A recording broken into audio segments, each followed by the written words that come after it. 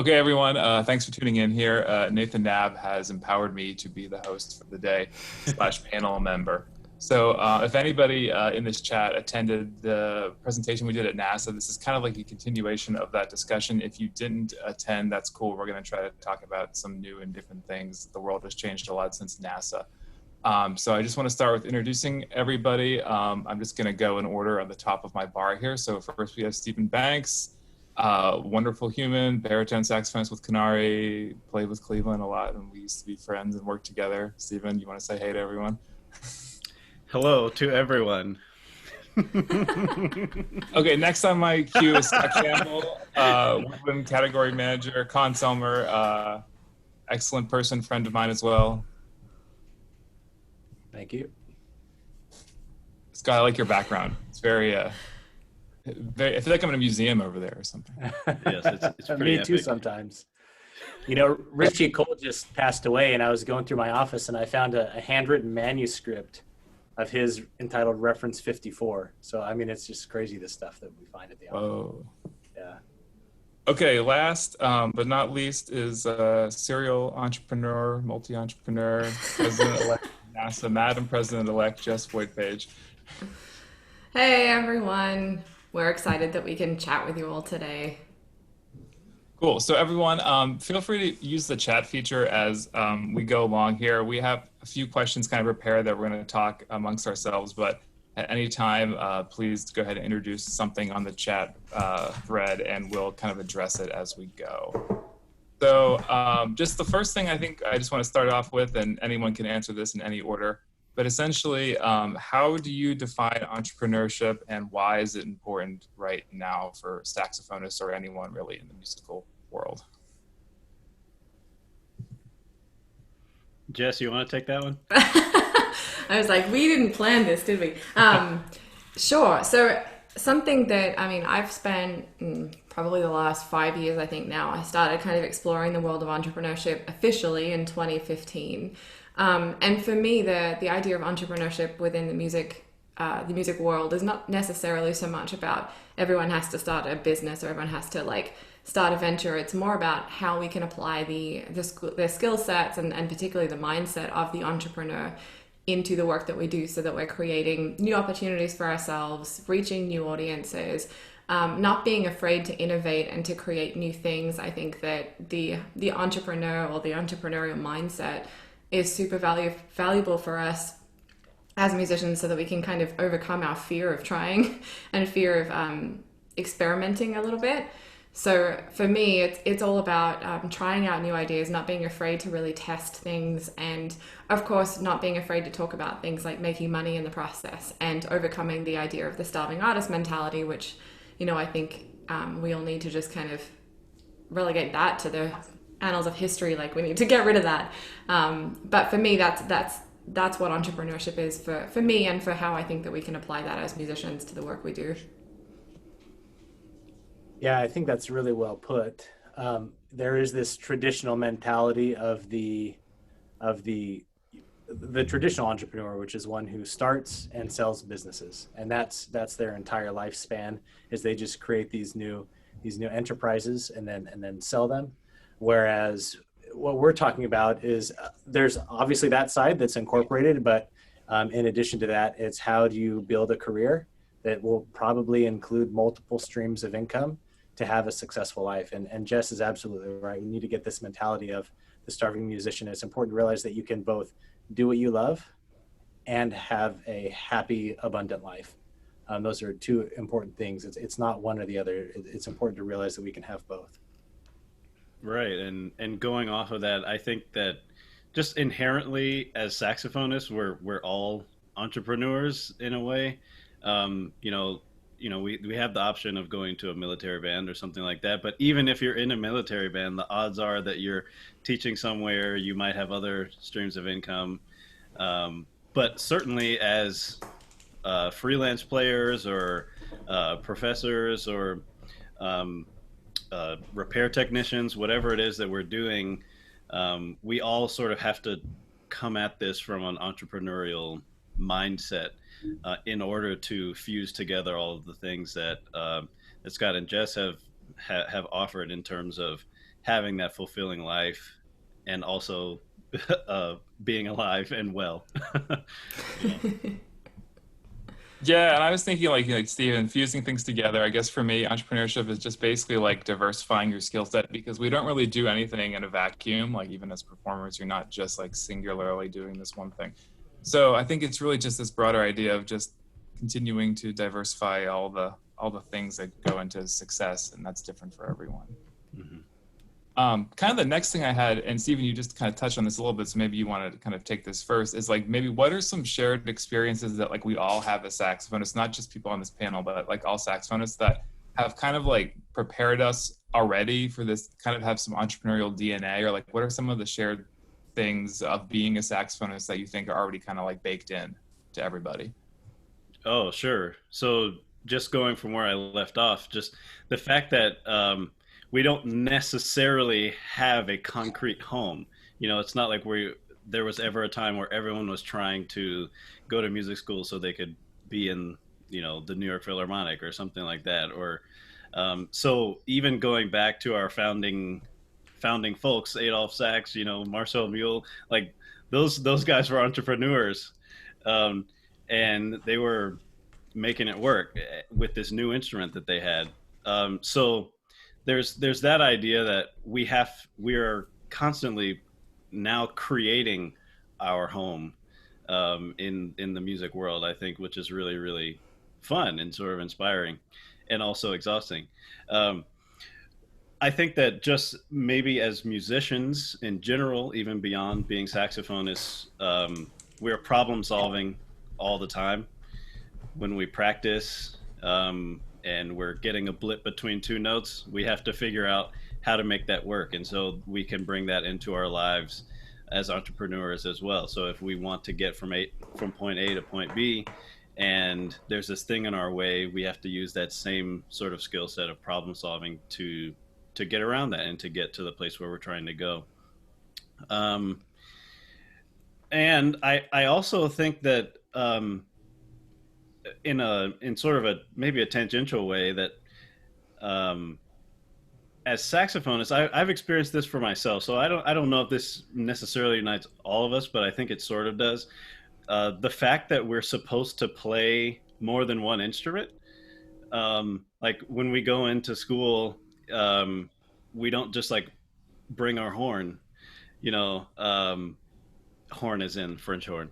Uh, we also like have to be able to play soprano, alto, tenor, bari, and to be able to show up to any performance or any wind ensemble, quartet, whatever, and be conversational on all of those. So in terms of like diversifying your skill set, that's something that is inherently sort of baked into the idea of playing an instrument that it comes in like a family package like that. So those are a couple of things. Would you say, Stephen, just I'm curious, and I think I know your answer, but would you say that like in terms of the entrepreneurial mindset and the work that we do as entrepreneurs within saxophone, that the flexibility training that we're getting in college is what basically defines us as eligible for this? Right. Yeah, definitely. I think that it's so valuable, like the amount of things that we do have to, you know, so many of us are like, okay, yeah, I have to play in this jazz band, and I have to play in this quartet, and then I have to change this mouthpiece and change this setup and do all these things. Like our brains are already wired for flexibility and adapting and change. So switching that into, you know, something that's not in the practice room, whether that's creating like a chamber music program or a teaching business or a music publishing business or like any of these other things that we can do, that mentality of being flexible, I think really serves us very uniquely. That wasn't, I guess, a question at the end. That was more a statement, but Yeah. I guess, Scott, what has your experience been with that? Because you kind of transcend, you know, the academic boundaries into more of like the corporate world. Right. So what is the specific question?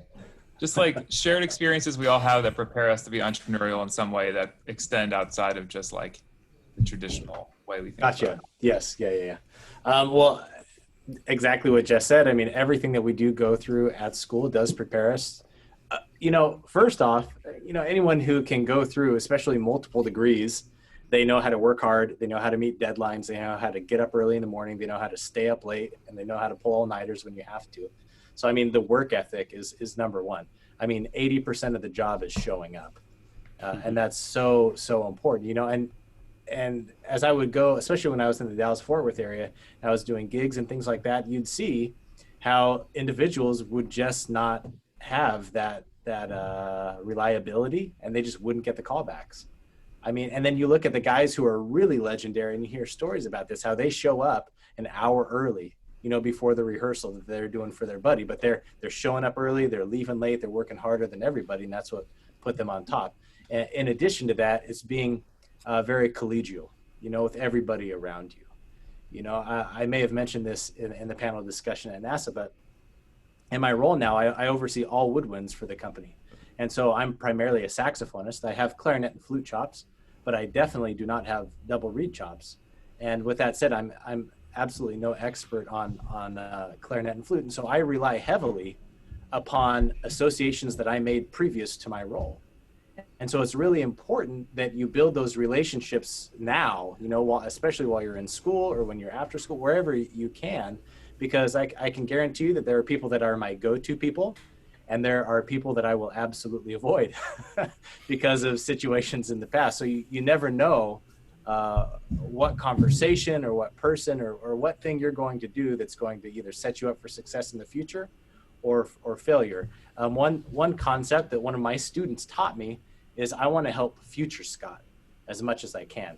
So we want to, you know, like I'll literally have this conversation in my head and I'll say, okay, do I want to make it hard for future Scott or easy for Scott?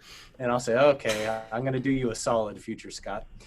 or I'll say, it's up to you, buddy. I'm going to bed. You know, so that's another mentality to really think about and how you're going about your day to day. But yeah, definitely the flexibility, definitely the working hard. We're definitely learning how to do sales. Sales and marketing is a big one. And if you're not starting to do that now while you're an undergraduate or a graduate student, you need to start doing that right now. That's very important. I remember in graduate school, it was like NASA, but for mathematicians. So all these math teachers and stuff, they were having a conference in Fort Worth and they needed an ensemble. So they contacted, you know, UNT has like this list, and they'll just blast it out to everybody on the list. And so string quartets and saxophonists and brass guys. So I reached out to them and I told them that we have, you know, the saxophone has flexible pitch. You know, we're based off of Pythagorean tuning. And because of that, we can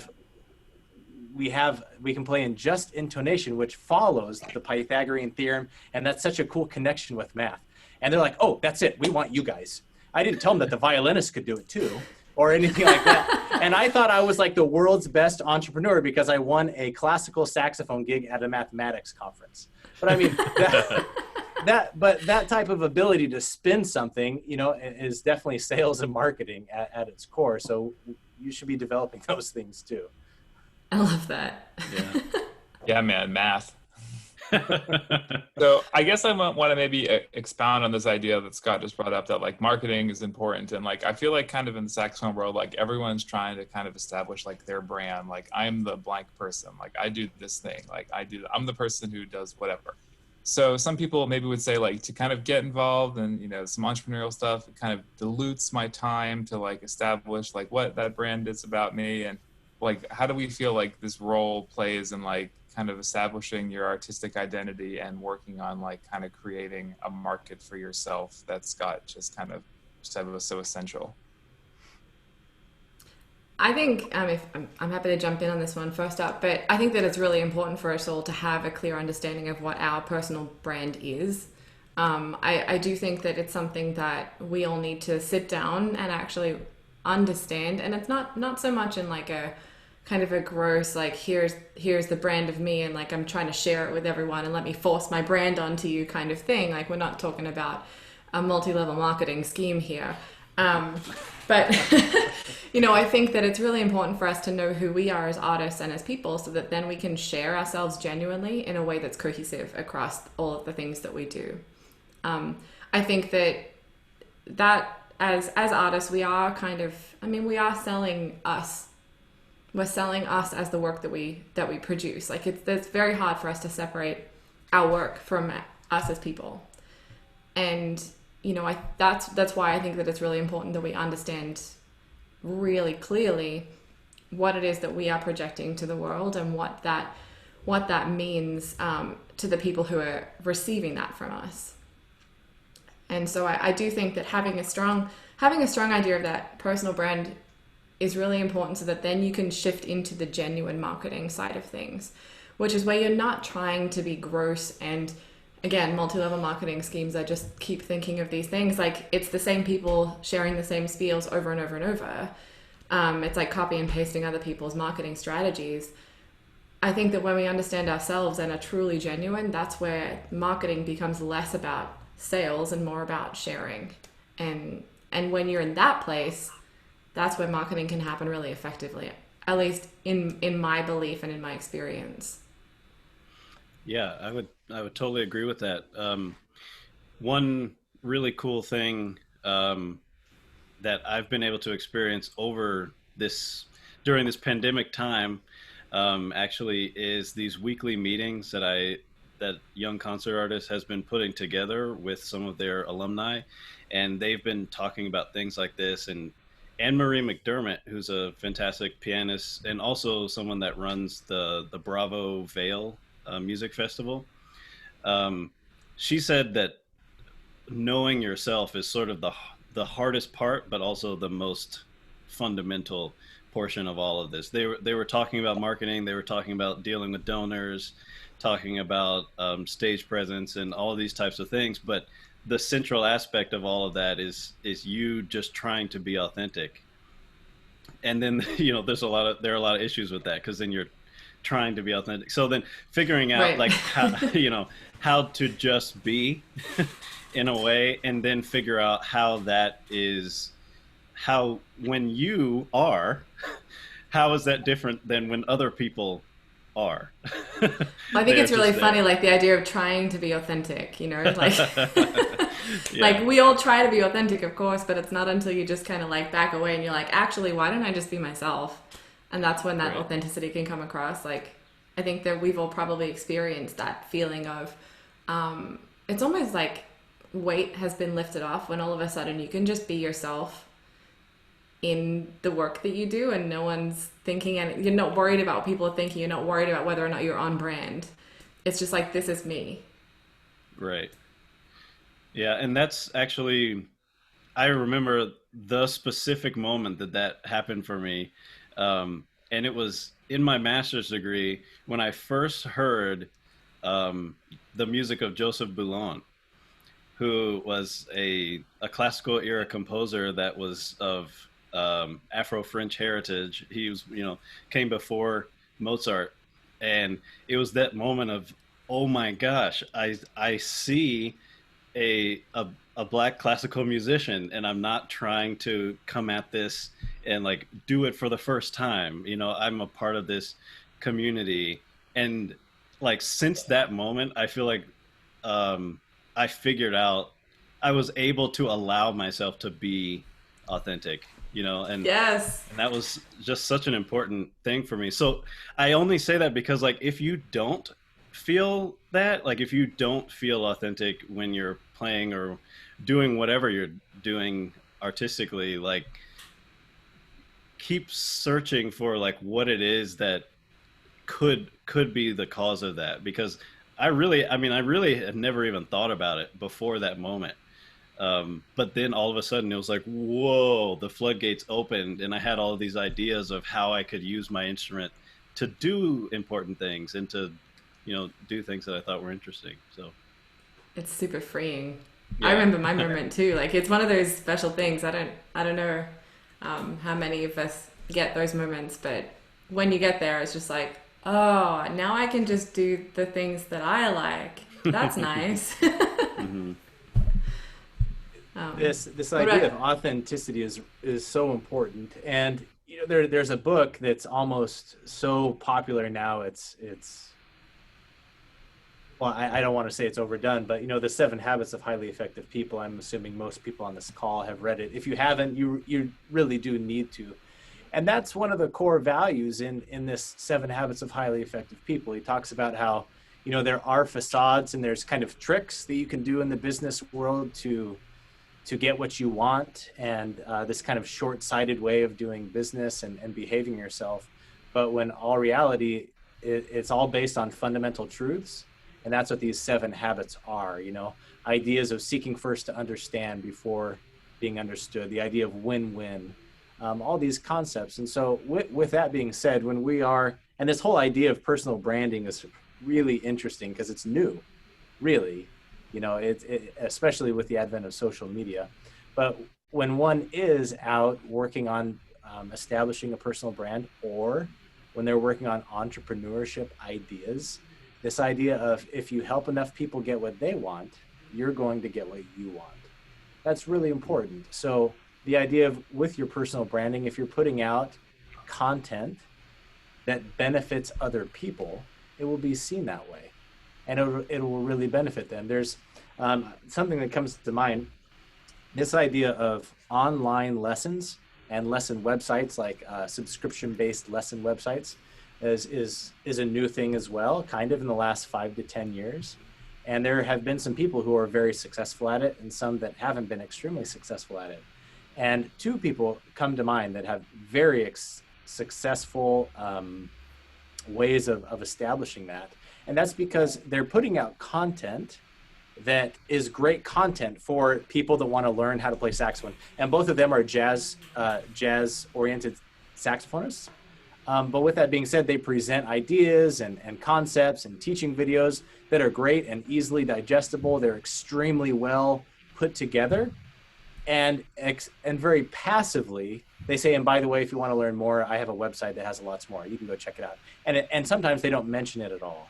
It's that 4-1-1 rule of you do very passive marketing, and then you do a hard sell.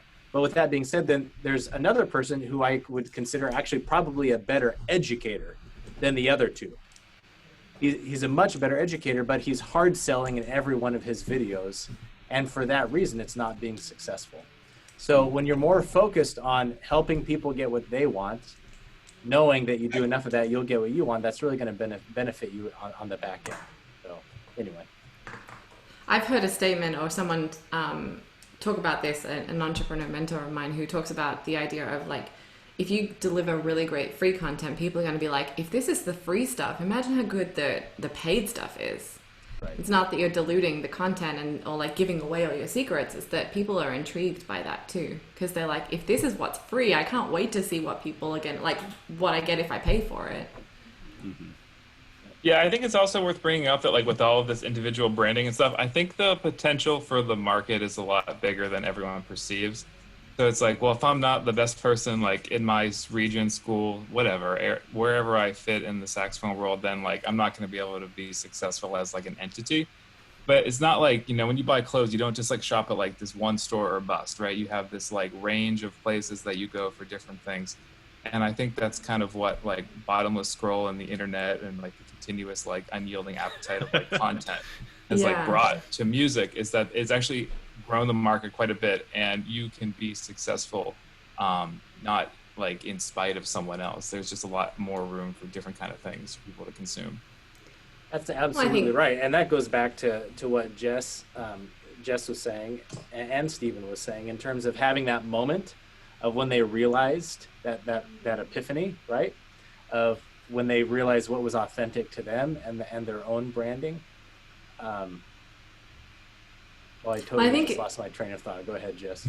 I would say, I think with that, like, just to finish off that part is like, not only just realizing it, but also owning it, being like, yeah, I'm okay with who I am. Like, I know this is me. I'm okay with that. Like, for me, it's things like when I did my last presentation here, I was like, yeah, we're just going to talk about money because that's like part of who I am and what I like to talk about. So that's what we're going to do. Like, without being that unashamed version of you. Like, that's where that really cool balance between allowing yourself to discover that authenticity and then just also living it is really, that's where it's really a huge release. But to jump back a little bit, Scott, on what you were just saying, everyone's voice, and Sean, I think, everyone has a unique voice, and that's why it's okay for us all to have different places on the internet or different places in the communities and in the world around us. You know, one person's trajectory to success isn't going to work for another person, because none of us have the same life experiences, are not the same personalities, and not the same people. So, you know, I think that it's really, that's where that opportunity really comes from, is that, you know, you might be saying the exact same things as someone else, musically or in terms of content or as a teacher, like, but the way that you say it is what makes it different. And that's going to appeal to various people at various levels, and you aren't going to appeal to everyone, and that's fine, but you will appeal to the people who kind of mesh with your personality and mesh with the way that you present the content and all of those things. And that's why it's important for everyone to be okay with doing it their way. Yeah, definitely. And that was exactly my thought that I lost, but it's Nailed it. Yeah, you absolutely nailed it. Realizing that we're all individuals, and we all absolutely have our own things that we can bring to the table that can benefit the rest of the community. You know, and that can be really hard to struggle with when one is in undergraduate or graduate school and seeing these players above us that, you know, especially when we're younger, we're like, oh my word, I'm never going to get to that level. And you know what? For some components, maybe you never will. And others, maybe you'll far exceed. You know, and that's really important to realize. And we need to, one, find our strengths and really capitalize on those, and find our weaknesses and bring them up to where they need to be. But at the end, we need to be the best saxophonist, musician, human being that, you know, Jess or Steven or Scott or any of us can be, right? Or Sean or whoever. Yeah, Did you just name yourself, Scott? Yeah, on accident. I meant to say Sean. Loved it. Steven thinks. No. So going back to what you were saying, Sean, about there being a lot of room in the market for all of us as saxophonists, I actually think that that's really true. It depends on a couple of different things from the performance side. Like, there's a lot of room in the market as a performer to perform.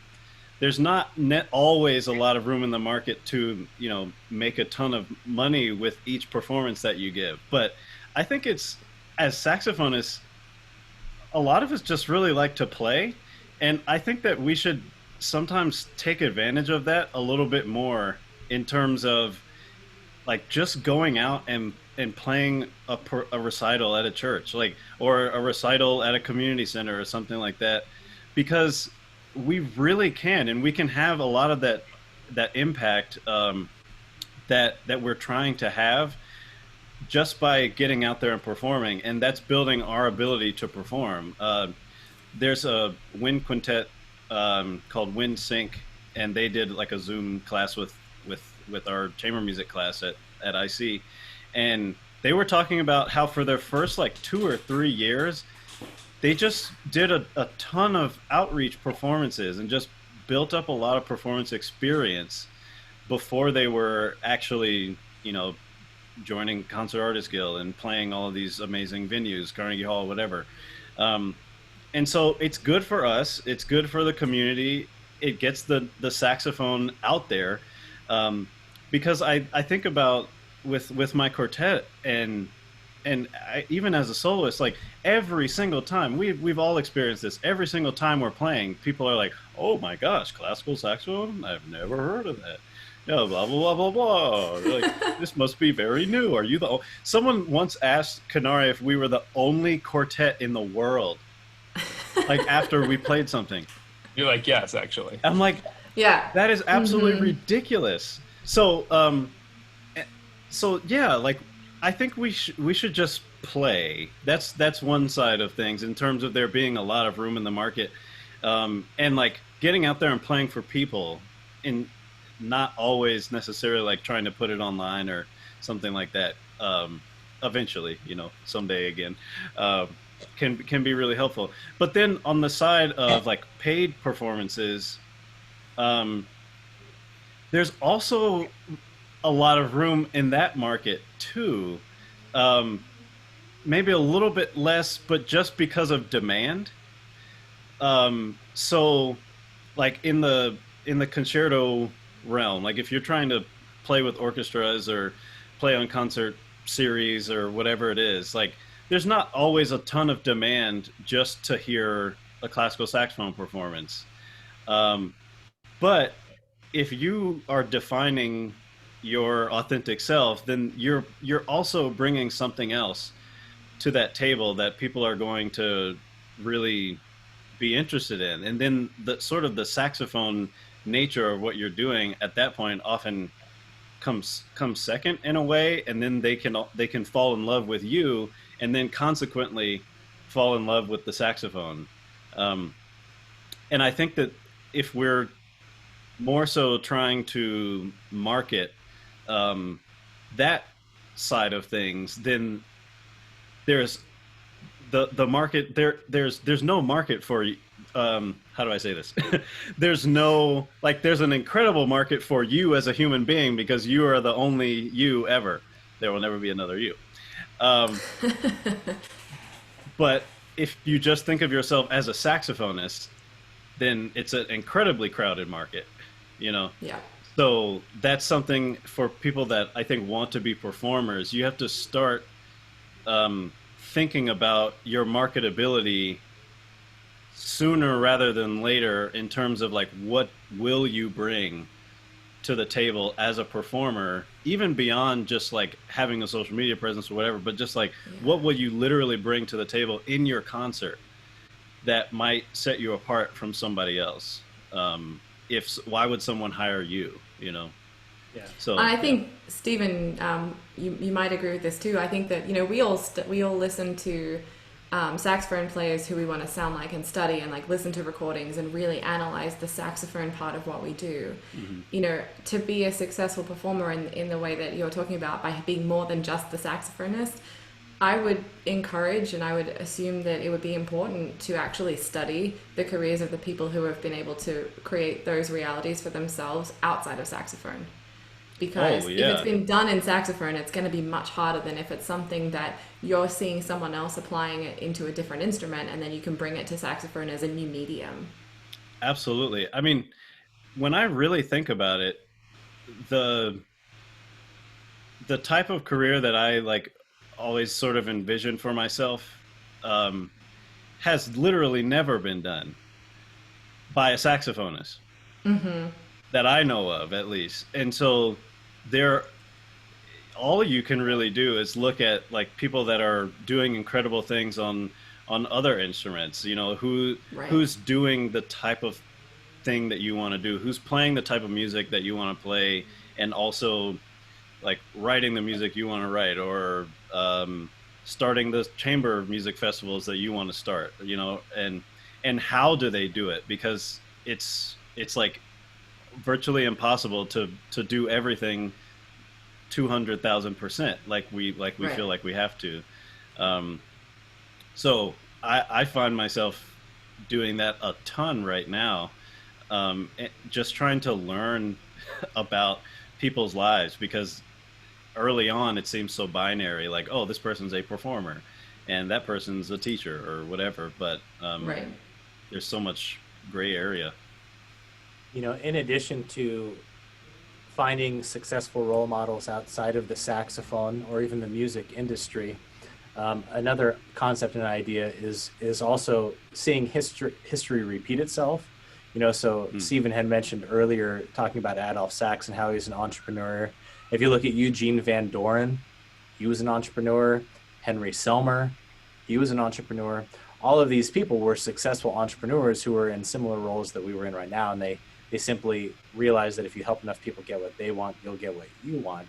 But the thing is finding successful situations or products or ideas or concepts that have been done in the past, but adding a new way to deliver them in the current platform that we're in right now with the availabilities that we have provided by technology. So Schoenberg, I love his quote of well stolen is half composed. So we can really apply that in some concepts of our life. And then in addition to that is the concept of friction, right? So where in the past, there could have been a lot of friction to get an item. I remember, and I guess I won't use a certain company or publisher, but having to like call them multiple times on the phone to get them to ship me a piece of music that I needed for my next semester, or filling out an entire form just to get a specific album that I wanted, to listen to. Like, I had to fill out a form and fill out just everything. Where with Apple, I can just like press my thumb against the thing and my thumbprint buys it. So those are two examples of high friction and low friction. And so if we can take these examples of successful ideas or concepts or people in the past and then apply it to current technology with less friction, I think that can be really beneficial to those who are looking for entrepreneurial ideas. So I think we'd probably be remiss if we didn't kind of pivot a little bit and talk about how the current situation is affecting all of these lovely pie in the sky ideas that we have presented so far. So, I mean, maybe everyone could share with me, how has this been affecting your entrepreneurial side? Give me some positives, give me some hope for the future, give me your thoughts on how we can be stronger. Well, I took a little bit of time to completely freak out, as I think we all did. But I actually said to myself, like, okay, this is a thing, this is happening, and I've been trained to think that there is a silver lining for everything. Like, there is an opportunity out of every difficulty, and there's a moment at which you can really jump on board with that and take that and capitalize on it or leverage it or like just get in on it.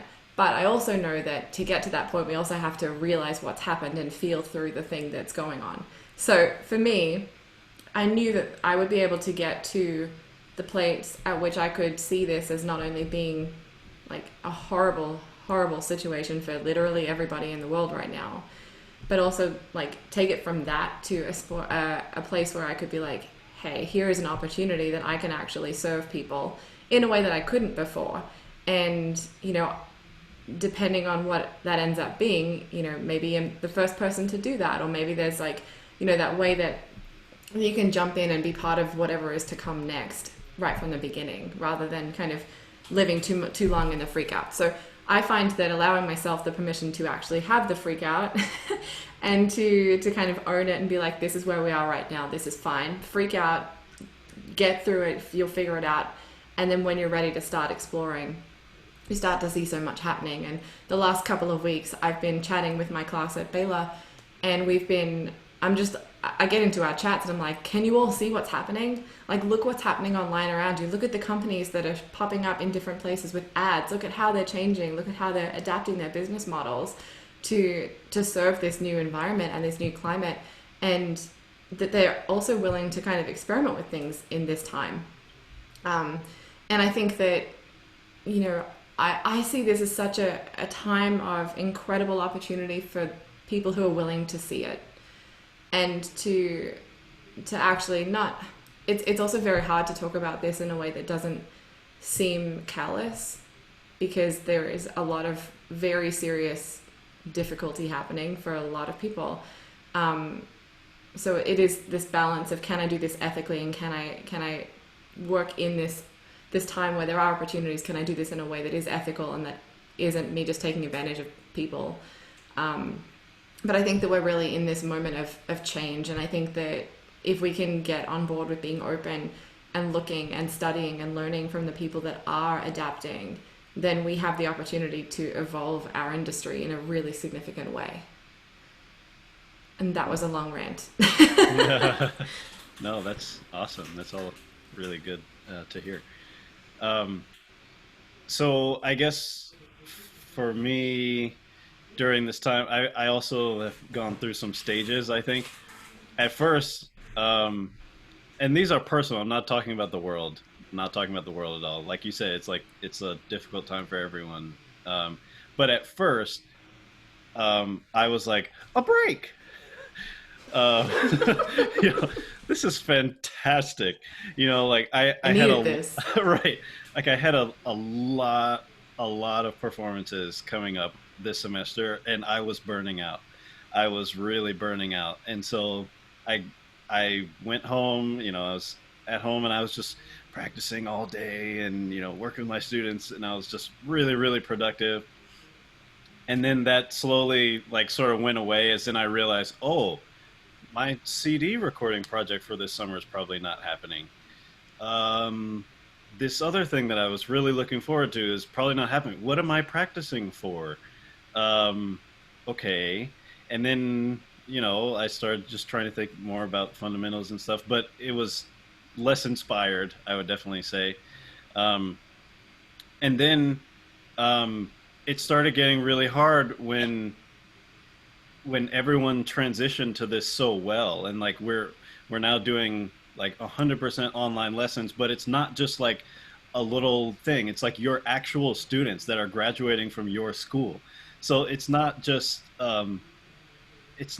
like a prospective student lesson that you're doing and just trying to develop a relationship or something. Like they need to get your curriculum and you need to like change your curriculum and whatever. And so those sorts of things started setting in with me, and I'm like, this needs to be a valuable time for my students. It's not like it's not just a tangent. Like this is still the semester. And then also young concert artist was trying to get us to do like virtual recitals and things that they could send out to people that canceled performances. And so like for me, recording an entire half hour of solo saxophone music that is not necessarily in my repertoire already, like was sort of difficult. So I was like having to practice that and then learn how to use the cameras and learn how to do the audio and all that kind of stuff. So that's actually sort of where I am right now. I've been really, really getting really geeky about equipment and stuff. When we got on the call, I asked Scott, I was like, man, that webcam looks pretty good. What are you using there? But like, I'm thinking about starting this vlog thing. And so I've been learning how to use Premiere Pro and Photoshop and all of these different types of things because they basically encouraged us and said that like, we're not having concerts anytime soon. So all of you need to take this time to invest in how you're going to make yourself marketable for the next foreseeable future. And so rather than sort of being depressed about that, as I was sort of feeling, I thought like, I really suck at technology personally. So maybe this is a time where I can sit down in my bed, and just watch a bunch of tutorials on things and just mess around with stuff. And like, how often do we get that chance, if ever, to really do that? So that's actually where I am right now, is like doing a lot of non-playing, non-saxophone related growth that I feel like will definitely help me after all of this is done, whether it's, for my own career with my students, being helpful, to organizations like NASA, if I can help take pictures at the next one or whatever it is, like, I don't know. Hold you to that. Right, sure, yeah. Or I'll try to edit them. I've gotten You'll be so good at Premiere Pro. You can do all the videos. Yeah, so I guess that would be the silver lining for me, is like, this is a time to do things that you might not necessarily be that gung-ho about otherwise, but you literally have the time to just sit at home and try it, with no judgment involved, no like it has to be done by a deadline clearly. So that would be something to offer, I guess. I think I said to someone the other day that like, we're all sucking at this right now. Like, we're all flailing and we're all having to learn, and we're all like struggling with this idea of having to figure out how to use technology, how to turn the Zoom thing on, like, but we're all in this at the moment doing this. So now's the perfect time to actually just get in and suck with us. Like, if everyone's struggling, and if everyone's having a hard time, and if everyone's in a process of learning, what better time than to do that now? Right. Because if you're would not suck doing if it, a you- bunch of other people are. They're Right. getting better at it right now. So Well, you better imagine if- jump on the bandwagon. Imagine if you waited 6 months to get to get your hands on some technology, and then all of a sudden everyone else has had 6 months of knowing how to use technology, and you end up starting from behind when you have the chance to just experiment and mess around with it now while we're all in that same stage together. And not everyone's going to stay using technology in this way. I can think of many, many, many people who loathe having to do things like this. So I don't think any of us like having to, certain aspects of this are really awful to navigate, but I think that there will be some people who stay this way and some people who maintain this, and then there'll be others who don't. And so that's also okay too. Like, if technology is not your thing, use it as a chance to learn a little bit, and then also know that there is an end date. At some point, this too shall pass. Going off of that just really quickly, the idea that everything's good, like evolving really quickly, is really crazy. Like, if you think about the virtual concerts that were happening at the beginning, they were terrible. Like, just all just so bad, and glitchy and whatever. But now, if your virtual concert is not 4K, if your virtual concert is not super well edited together and all that kind of stuff, then no one wants to listen to that anymore. At first it was like, oh, it's like Perlman, I can't really hear him. Right. But now, it's got to be good. So I think, of course, it's okay to not keep up.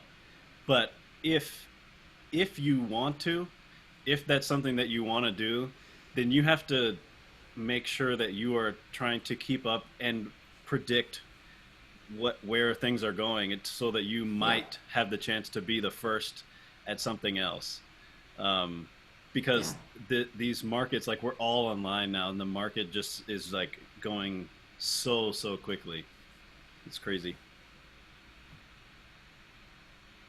It's like a good time to learn something new. Go ahead, Scott. Go ahead. Well, I was just going to say, over in my world in Elkhart, Indiana, I mean, it's kind of an elephant in the room in that I don't live an entrepreneur lifestyle at the moment.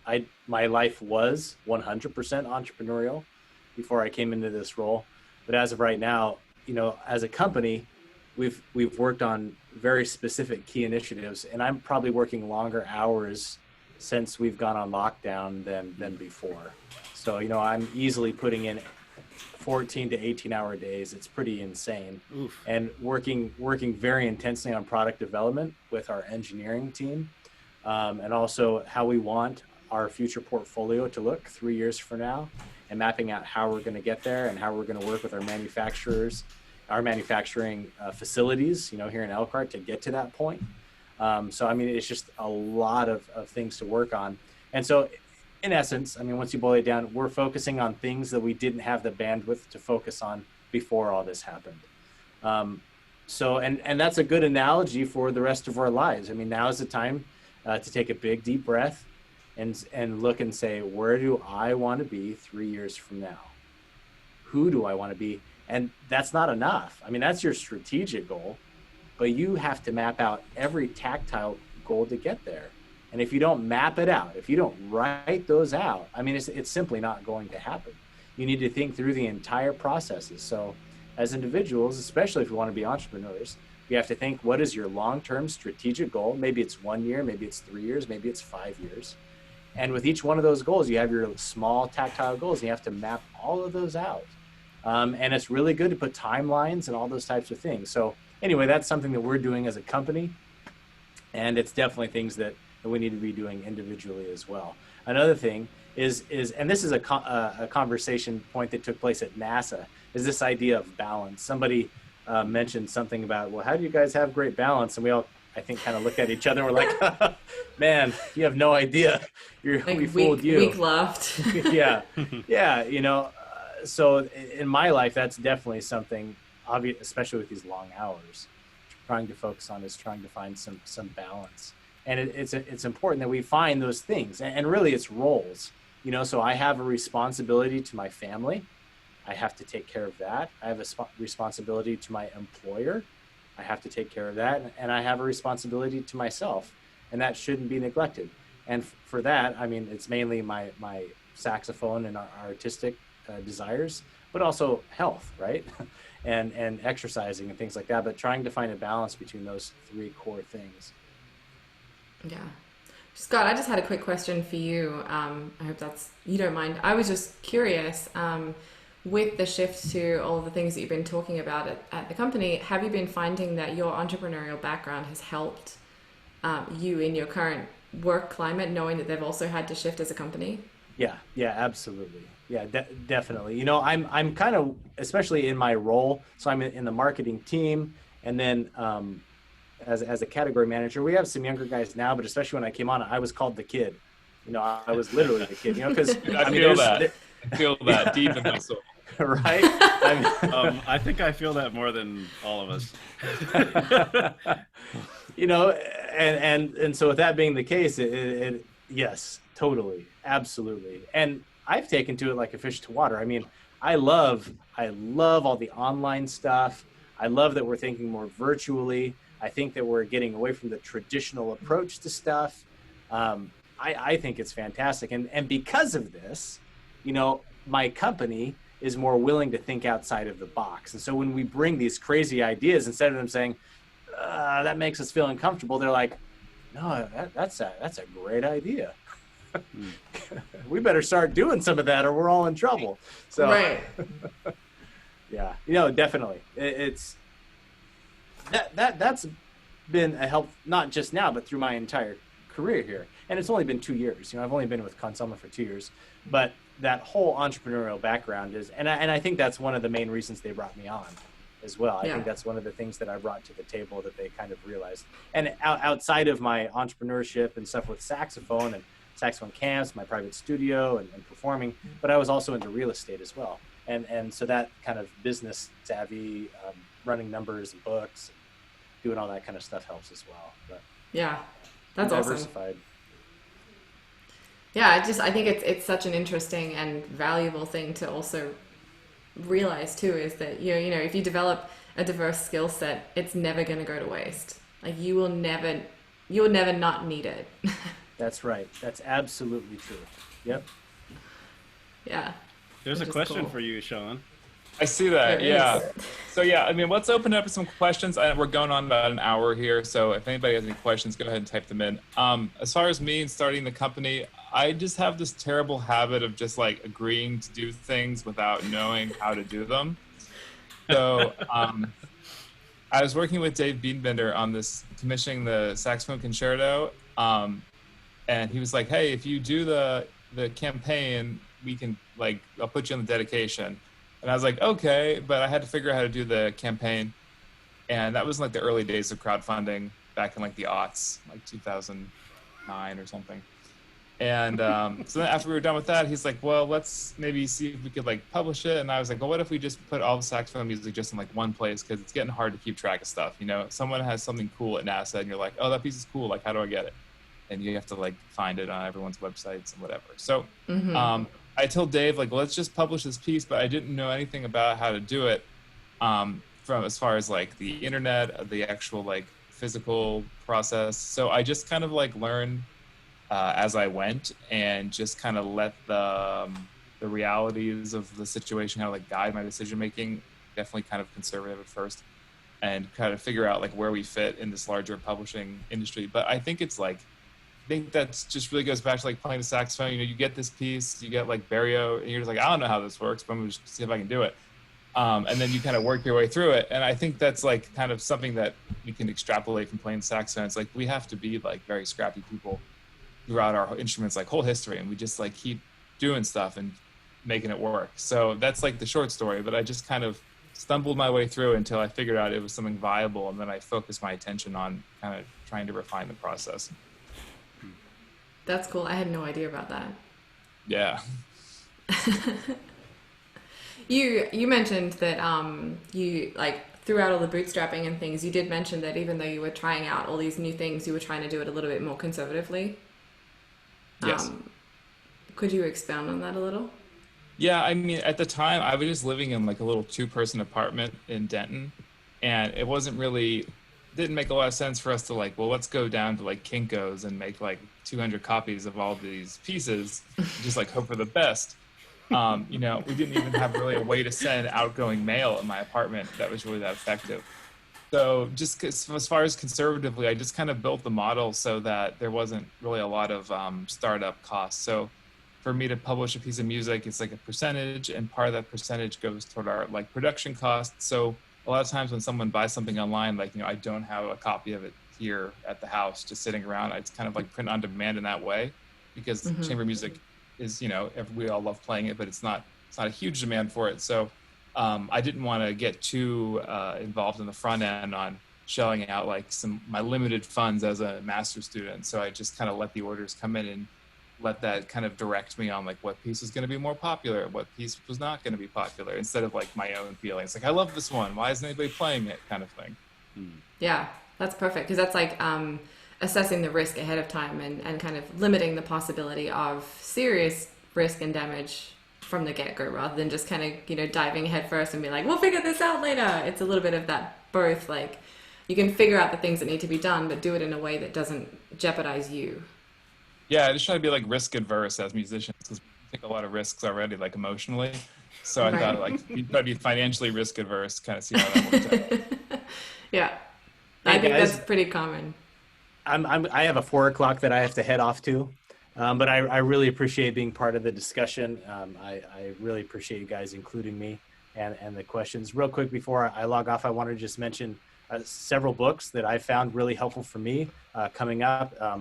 One is The Savvy Musician. One is The Savvy Music Teacher. The other one, I can't remember the exact title. I think it's Music Money 101 by Richard Schwartz. It's specifically about music entrepreneurship. That's really good. And then Sean, you have a really good book as well on Amazon on private lesson teaching. Oh, appreciate it. It's an ebook, yeah. Yeah. So anyway, take care, guys. Thanks, Scott. Yeah. Bye. Bye. Bye. Cool. Do we maybe want to close it out with like resources, as we kind of, maybe that was a good. Yeah. Well, unless anyone has any other questions, like Yeah. jump in, people. We're here. We like talking. I actually have my book that I would recommend right here. I'm going to grab it so that I can share it on the screen. Everyone frantically go to their bookshelf, get something. I put all mine away because I was like, I don't have to teach anymore. Friday was my last teaching day, so today is just kind of grading things. So I, put everything away that I don't need, but I have this one book that I plan to read again here shortly. Okay, no questions? Yes, the suspense is killing me about what this book is. Oh, wait for it. No, I actually talked about it in my other presentation. It's called The Big Leap by Gay Hendricks. I think that this book was actually the book that changed the way that I think about everything, which is, it's a lot of pressure to put on a book. And it's not a thick one either, so this poor little book. But it's talking about this idea of conquering hidden fears and allowing yourself to kind of take that next step forward in whatever that happens to be. So whether that's in saxophone or whether that's in business or if it's in life, not being afraid to just kind of go for things and understanding a little bit of the psychology behind why we don't do that. So it's really helpful in understanding a few things about habits that we build as children and things that we are told and things that we take to heart that actually cause us to self-sabotage and get in our own way a lot. And so even though it's not a music book, this is the book that I recommend basically above all books. Yes, that is a lot of pressure on that book. It's a lot of pressure on a little book. It hasn't let me down yet, but I usually read this probably 3 times a year. So Wow, That's intense. It's very well loved. It's very folded and bent. And my husband reads it, and I think we've given it to almost all of our students to borrow at some point. So that would be my number one resource. Great.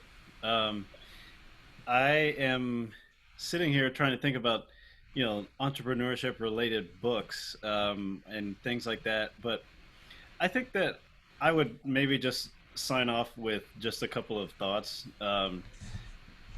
One is to make sure that whatever you're doing, that you stay humble and curious. and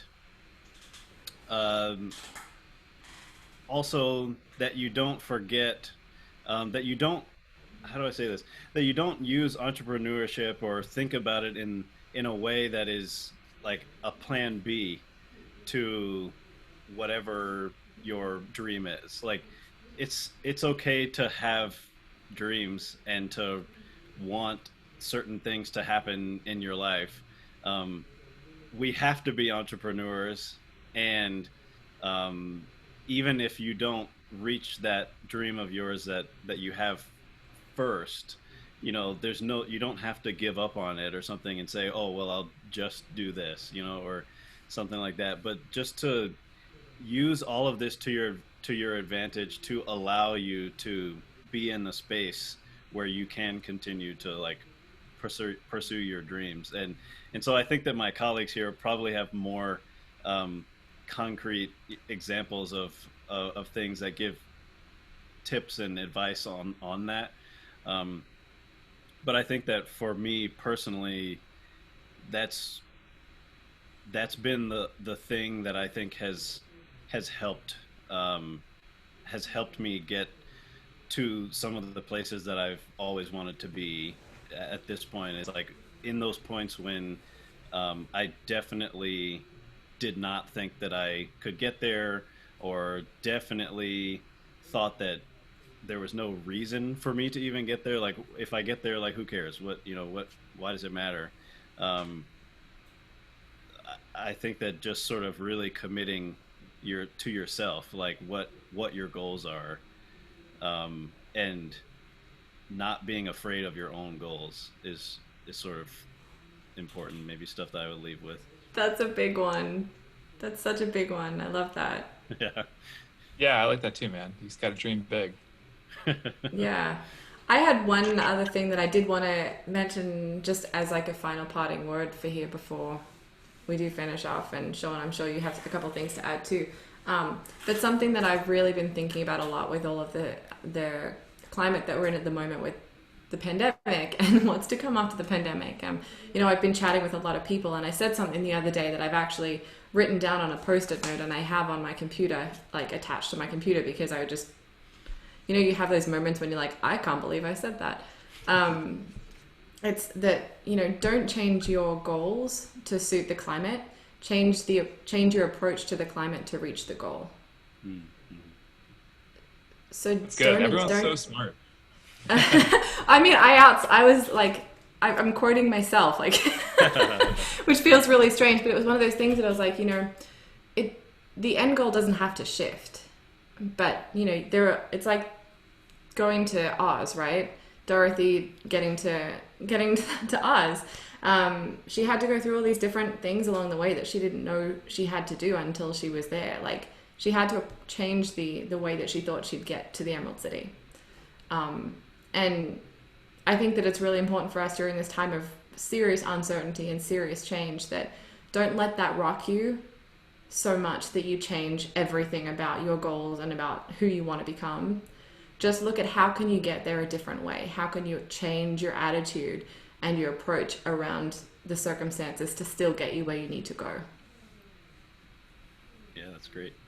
Yeah, I mean, I would just say basically everyone's kind of on their journey, and you don't really know what that is when you're on it. And with all of this goal setting and everything, I mean, for me, it's just like once you set a goal, it honestly, for me, the process of working toward it is a little bit more rewarding than even like reaching it.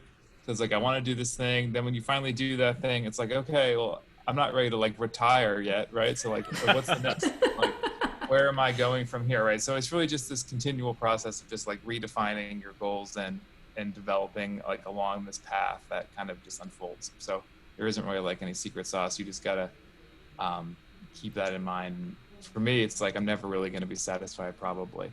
So I just know this about myself and just like kind of working toward the next thing. Yeah, always learning. Love that. Cool. Awesome. Well, thanks everyone for tuning in. And thanks to Sean for putting this together, and then thanks to Nathan Nab for putting Nathan Nab, this MVP. whole saxophone studio class online thing. It's been really awesome. So I think that you could probably contact any of us if there are any further questions beyond what we've talked about today as well. Yeah, definitely. Yeah, Hit us up on absolutely. the social media. On the socials. Cool. All right, man. It's good seeing y'all again. I hope we can meet in real life soon. We're going to get through this better than we are now, I think. Yeah. Absolutely. Stay safe, everyone, and sane and happy. Yes. See y'all. Bye. Bye.